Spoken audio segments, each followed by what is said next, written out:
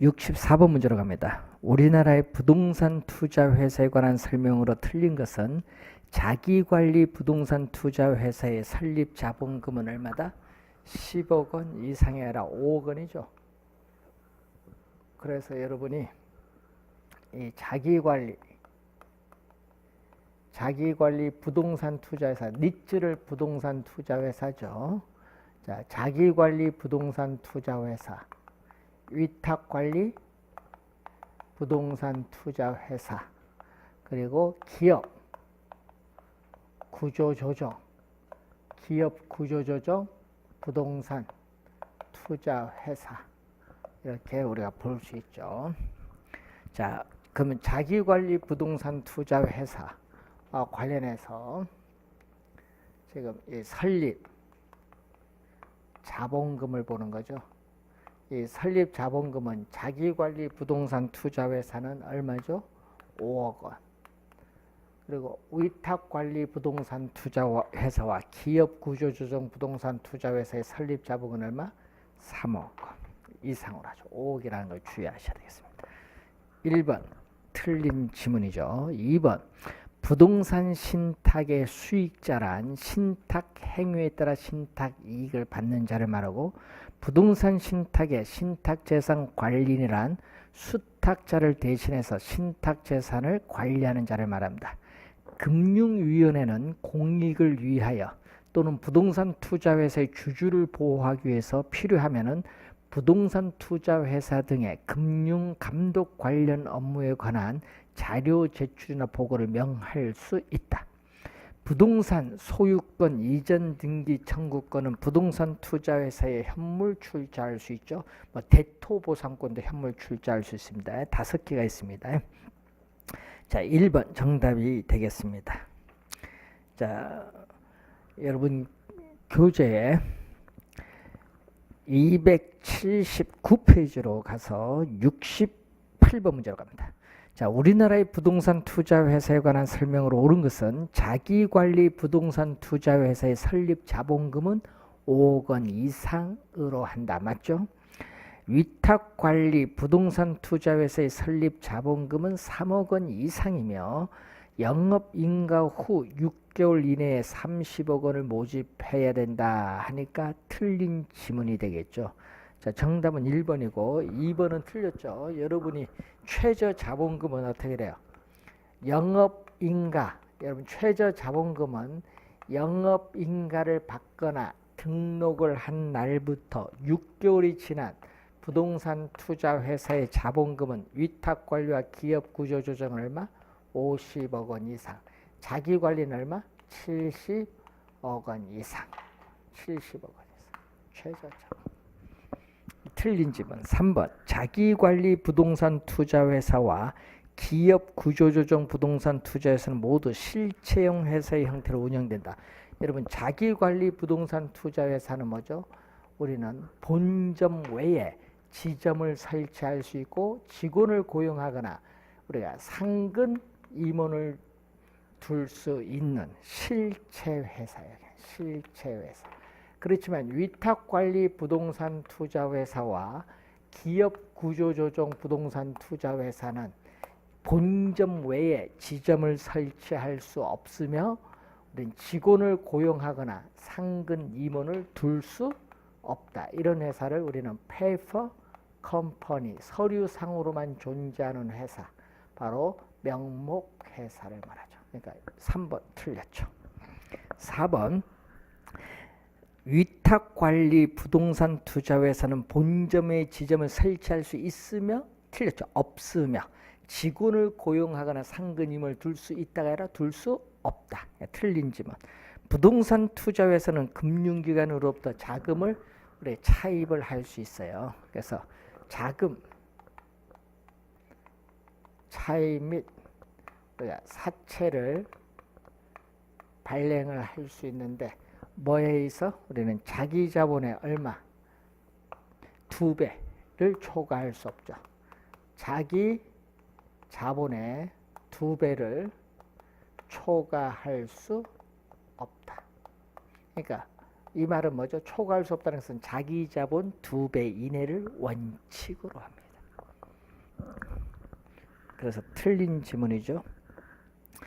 자, 281페이지로 가서 자, 72번 문제로 갑니다. 우리나라의 부동산 투자 회사에 관한 설명으로 틀린 것은 부동산 투자 회사는 부동산 투자 회사에 관한 법률에서 특별히 정한 경우를 제외하는 상법의 적용을 받는다. 왜냐? 이 니츠는 뭐기 때문에 상법상 뭐기 때문에 주식회사잖아요. 주식회사니까 상법의 적용을 받는 거죠. 자, 기업 구조조정 부동산 투자 회사는 회사의 실체가 없는 페이퍼 컴퍼니 명목회사로 법인세 면제 혜택이 없다는 게 틀렸죠. 자, 여러분 위탁관리 부동산 투자 회사와 기업 구조조정 부동산 투자 회사는 해당 연도 이익 배당 한도의 90% 이상 배당하는 경우에는 법인세 면제 혜택 있습니다. 있다. 틀린 지문. 위탁관리 부동산 투자회사는 본점에 지점을 설치할 수 없으며 직원을 고용하거나 상근 임원을 둘 수 없습니다. 자기관리 부동산 투자회사의 설립 자본금은 얼마?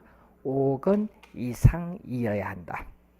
위탁관리 부동산 투자회사는 자산의 투자 운영 업무를 자산관리회사에 뭐 해야 된다? 위탁하여야 한다. 그러니까 자산의 투자 운영, 이 자산에 있어서의 투자 운용을 어디에 위탁? 우리는 자산 관리 회사에 위탁하는 회사죠.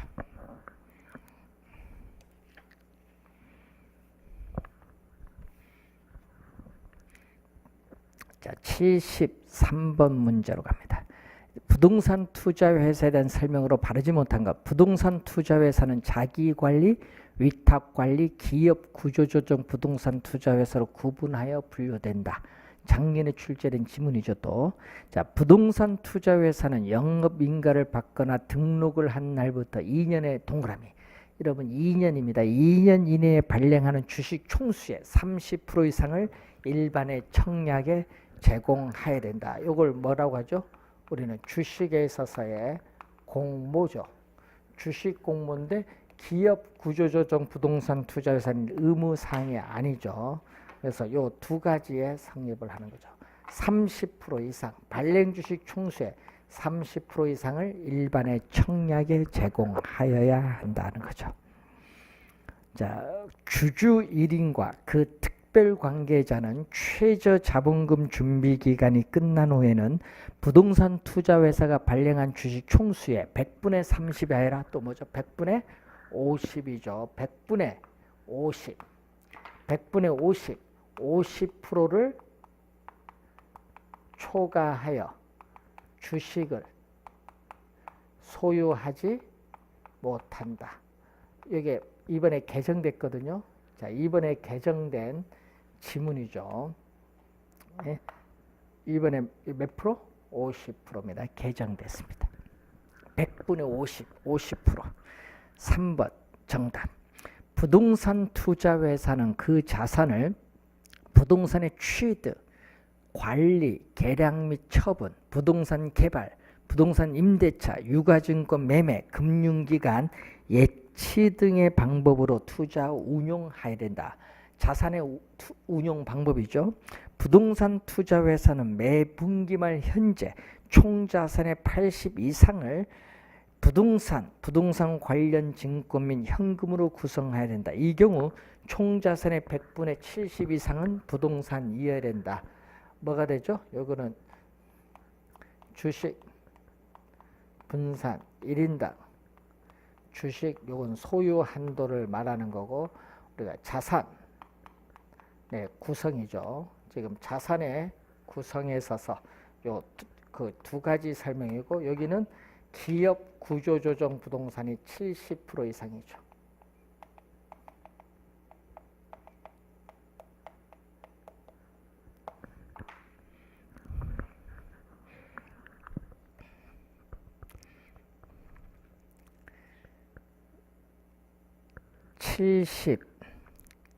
우리가 4번 문제로 갑니다. 부동산 투자 회사에 관한 설명으로 틀린 것은 영업인가를 받거나 등록을 한 날부터 6개월이 지난 자기관리 부동산 투자회사의 자본금은 70억 원 이상이 되어야 한다. 70억 원 포인트죠.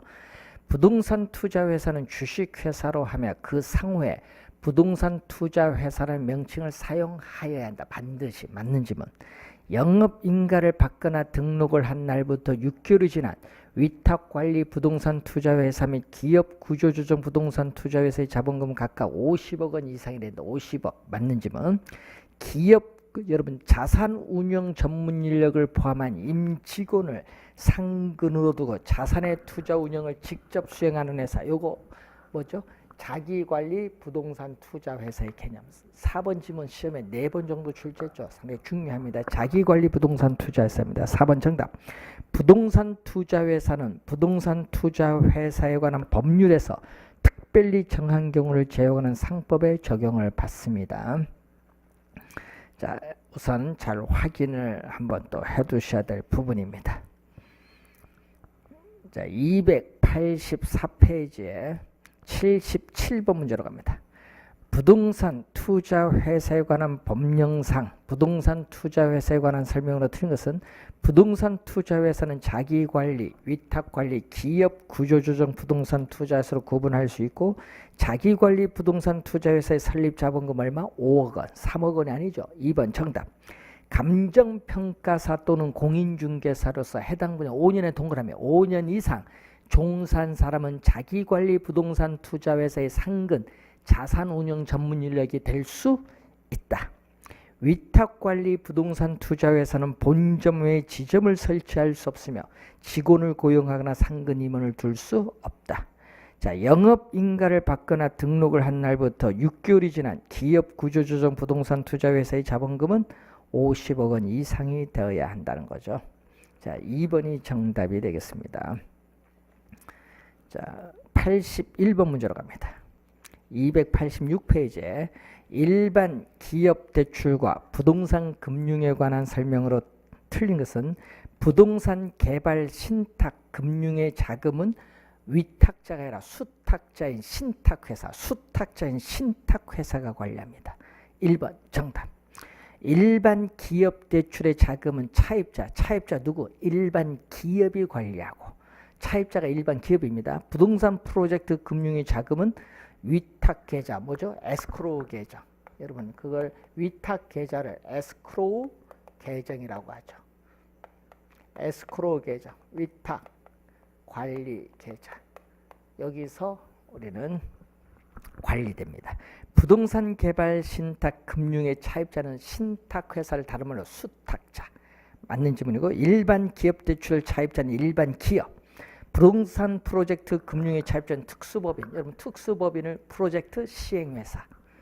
자, 부동산 프로젝트 금융은 비소급 금융 또는 제한소급 금융 방식이죠. 1번 정답이 되겠습니다. 자, 항상 이 기본적 개념을 잘 보셔야 되는데, 자, 프로젝트. 자, 니츠는 매년 출제되고 있습니다. 프로젝트 파이낸싱도 2년 연속 출제되고 있죠. 프로젝트 파이낸싱은 프로젝트 금융인데 PF라고 하죠. 자, 우선 프로젝트 금융은 부동산을 담보로 대출받는 방식이 아니다. 부동산 담보로 대출받는 방식이 아니라는 거죠. 자, 사업주는 우리는 출자, 특정 프로젝트 개발 사업을 위해서 자금 대출을 받기가 어려우니까 출자해서 특수법인을 설립하죠.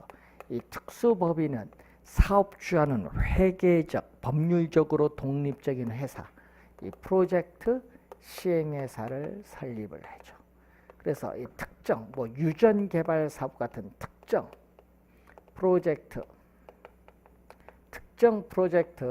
개발 사업인데 이 특정 프로젝트 개발 사업의 이 미래의 수익성 또는 이 사업성을 담보로 하죠. 미래의 수익성 이걸 담보로 프로젝트 시행회사의 대차대조표상 부채로서 회사에 채권을 발행해서 개발 사업에 필요한 자금을 조달하는데 이 회사채는 우리가 인수를 은행에서 하겠죠. 자, A라는 은행이 주 간사 은행이 되죠. 주 간사 은행이 되고 우리는 다른 은행을 우리가 끌어당기죠. 위험을 분산시키기 위해서 이 대주단을 형성을 해서 우리는 회사채를 공동 인수하는 것을 우리는 신디케이션 론이라고 하죠. 신디케이션 형태로 우리는 대출을 해주죠. 그래서 이 자금, 개발 사업에 필요한 자금을 대출해줘서 우리는 이자를 받는데 문제는 이 이자가 상당히 비싸죠. 미래 불확실성으로 인해서 프로젝트 파이낸싱에 있어서의 금리는 일반 기업의 대출 금리보다 훨씬 높다. 자, 84번 문제로 갑니다. 프로젝트 파이낸싱에 대한 설명으로 옳지 않은 것은 원리금 상환은 해당 사업에서 발생하는 현금 흐름에 의존해요. 요 특정 프로젝트 개발 사업으로부터 발생하는 이 미래의 이 현금 흐름이 우리는 회사채에 대한 뭐가 돼? 상환의 재원으로 보는 거죠. 상환의 재원으로 본다. 자, 사업의 수익성이 장기적, 안정적, 높은 고수익성이어야 한다. 맞는 질문이고 2번 프로젝트 파이낸싱은 사업주의 신용이나 물적 담보로 대출을 받는 것이 아닙니다. 이 사업의 수익성을 담보로 자금을 조달하는 직접 금융 방식, 회사채를 발행하니까 간접 금융이 아니라 직접 금융 방식에 의해서 자금을 조달하는데 무슨 공급자 금융이에요. 소비자가 아니라 공급자가 개발 사업에 필요한 자금을 조달하는 겁니다. 공급자 금융. 2번 정답. 해당 사업이 도산할 경우에 사업의 수익성을 담보로 한 대출이기 때문에 사업주는 개인적인 채무를 지지 않는다. 이걸 뭐죠? 개인적인 채무를 지지 않는다. 뭐를 원칙? 비소구 금융을 원칙으로 하고 일정 부분 보증을 할 경우는 보증한 부분에 제한해서 원리금 상환을 요구할 수는 제한소급 금융인 경우가 일반적. 4번 개인의 신용도가 낮은 사업주라도 사업의 수익성으로 담보대출이 가능하고 다양한 사업 주체들이 참여하므로 이해 당사자 간의 위험 배분이 가능하죠. 원료 공급업자, 구매자, 시공사인 건설회사, 또 국책사업일 경우 정부들이 참여하고 또 위험을 분산하기 위해서 보증을 금융기관이 요구하기도 하죠. 이해 당사자 간의 계약 관계에 따라 절차가 복잡함으로 사업이 지연될 가능성이 있으며 이로 인해서 추가 비용이 발생할 수 있다. 이거는 문제점이 되겠죠. 자, 85번. 프로젝트 파이낸싱 방식에 의한 부동산 개발 사업 시에 금융기관이 위험을 줄이기 위해서 취할 수 있는 조치가 아닌 것. 금융기관의 위험을 줄이기 위해서입니다. 위탁관리 계좌를 운영하면서 현금 흐름을 통제합니다. 시공사인 건설회사의 책임 준공 의무를 부담시키고 대출금 보증에 대한 시공사의 신용 보강을 요구하고 시행사 시공사의 추가 출자를 요구하면서 위험을 줄이죠. 금융기관은 시행사 개발이익 선지급이 아니라 개발이익이 아니라 우선 공사비를 우선 지급을 해야 됩니다. 그래서 5번 정답. 자, 86번 프로젝트 금융에 관한 설명으로 틀린 것은 특정 프로젝트로부터 향후 일정한 현금 흐름이 예상되는 경우에 사전 계약에 따라 미래에 발생할 현금 흐름과 이 사업 자체의 자산을 담보로 자금을 조달하는 금융기법입니다. 1번 개념이고요. 2번 일반적으로 기업 대출보다 금리 등이 높아서 사업이 성공할 경우에 해당 금융기관은 높은 금리로 받기 때문에 수익을 얻을 수 있어요. 높은 수익. 2번 맞고 프로젝트 금융의 자금은 건설회사 또는 시공회사가 자체 계좌를 통해서 관리하는 것이 아니라 뭐를 통해서? 에스코르 계정을 통해서 관리하죠. 그래서 부동산 신탁회사가 얘기한 이 에스코르 계정을 통해서 현금 흐름을 우리는 통제를 하죠. 현금 흐름을 통제 관리를 하게 돼요. 3번 정답. 프로젝트 금융이 부실화될 경우에는 해당 금융기관이 부실로 이어질 수 있고 비소극 금융이 원칙이고 제한소극 금융이 일반적인 경우를 우리가 말하는 그러한 내용이 되겠습니다. 그래서 기본적 개념 잘 확인해 두시기 바라고요. 자, 291페이지에 91번 문제. 주택금융제도를 설명한 것이다. 틀린 것은 주택도시기금은 국민주택잠재수요제 예수금, 국민주택채권 매각대금 등으로 자금을 조달하고 있습니다. 주택도시기금은 주택건설사업자는 물론 주택을 구입을 하거나 전세를 얻으려는 근로자나 서민에게도 대출해주고 있습니다. 주택금융신용보증기금은 개인이나 주택건설사업자가 금융기관과 차입계약을 할 때 보증인 역할을 하고 있습니다.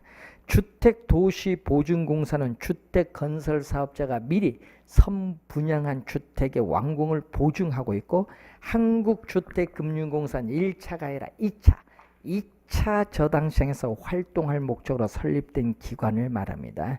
그래서 어떻게 돼요? 틀린 지문은 5번이 되겠습니다. 자, 여러분이 기본적 개념 좀 몇 가지 확인을 해 두시고 니츠와 PF는 상당히 중요합니다. 다시 한번 확인을 해 두시기 바라고 우리가 다음 주에는 부동산 개발 관리론 감정평가 기초 이렇게 들어가도록 하겠습니다. 수고 많으셨습니다.